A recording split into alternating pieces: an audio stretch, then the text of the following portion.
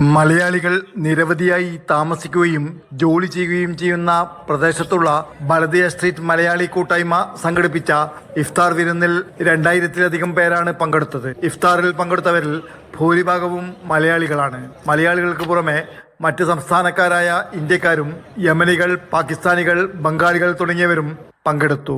തുടർച്ചയായിട്ട് Baladiya street Malayali കൂട്ടായ്മ 6 വർഷമായിട്ട് നടത്തുന്നുണ്ട്. ഏകദേശം 2000 ആളുകളോളം ഈ പരിപാടിക്ക് എത്തിച്ചേരുന്നുണ്ട്.